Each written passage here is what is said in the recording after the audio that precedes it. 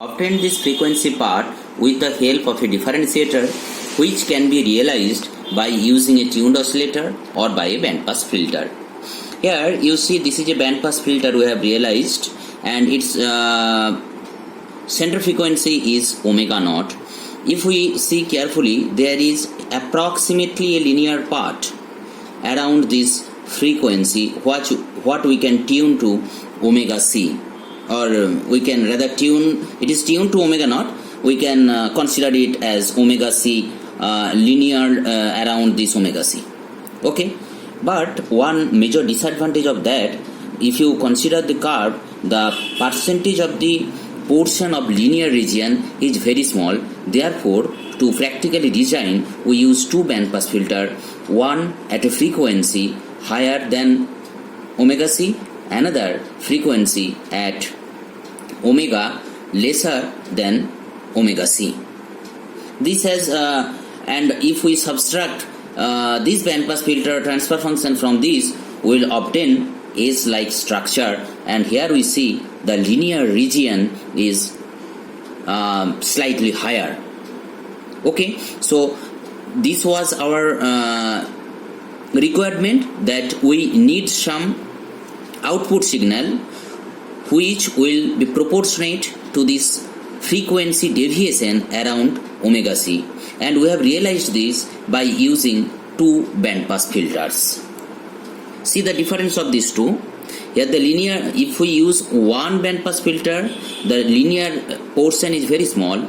Rather, when we are using two bandpass filter, we are getting a larger linear region, and in this region what actually happens, if you see the waveforms, you see that if it is my carrier message signal and this is my carrier signal, if it is the FM modulated signal looks like this, here it will follow the carrier frequency. For the negative half, there will be negative frequency deviation, or frequency will be lesser than omega c, and for this part frequency will be higher. Okay, frequency higher for higher amplitude, lower for negative amplitude of the message signal. Now using this differentiator, or by realizing it using two bandpass filter, what we have obtained, that the envelope of this signal, derivative signal, if we take the derivative of this signal, what we will get? We will get a signal which is FM modulated, this part, and also amplitude modulated. Now if we ignore for this time instant the frequency modulation part, we can consider it as an amplitude modulated signal. And considering this, here you see amplitude of the derivative of the signal is equals to the carrier signal, and for the higher frequency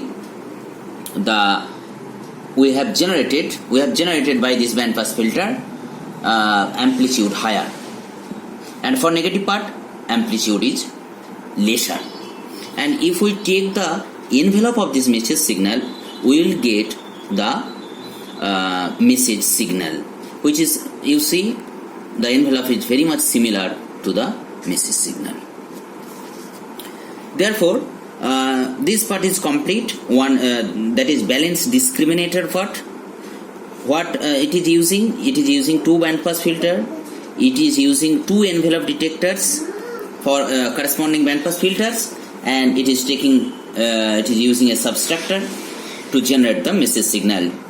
The concept is clear from here, that the frequency deviation, we are making the circuit in such so that the frequency deviation that has occurred to the modulated signal, it generates a proportionate output by using a differentiator, and by taking the envelope of the signal we have obtained the message signal. But there is another important aspect we have kept aside, that here we are considering this amplitude variation is occurring only due to the frequency modulation. We are assuming that the amplitude of the frequency modulated signal is constant, but in reality it may happen that due to noise or losses, the amplitude of the modulated signal varies, and if this variation occurs within this modulated signal, that means we are expecting AC as the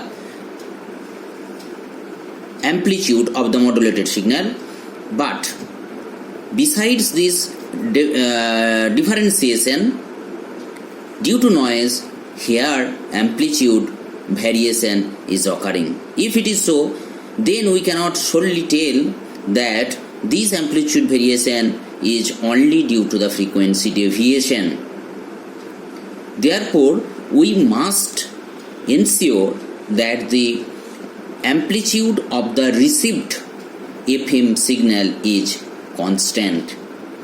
To make it, we use a limiter circuit which at first convert in such a way that for the positive amplitude of the signal, it provides this positive part of a square wave, or we consider +1, and for the negative part we consider -1.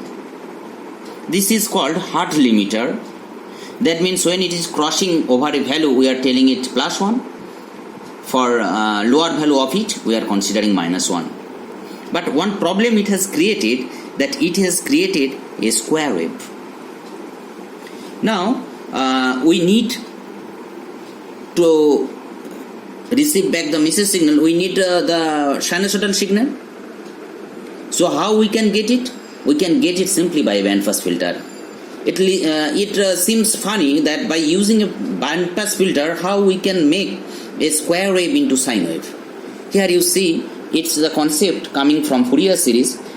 What we have done in Fourier series, if we take the express this square wave by Fourier series, we obtain this expression cos omega ct plus some part -1/3 cos 3 omega ct and so on. Therefore, we need this cos omega ct part, that means the signal around omega c.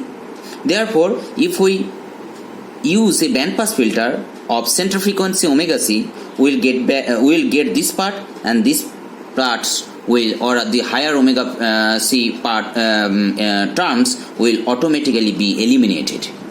Okay. Therefore, this combined Hart limiter and bandpass filter we use, combinedly they are called as bandpass limiter, and bandpass limiter followed by balance discriminator gives us the message signal or demodulated signal for an FM modulated signal. Thank you.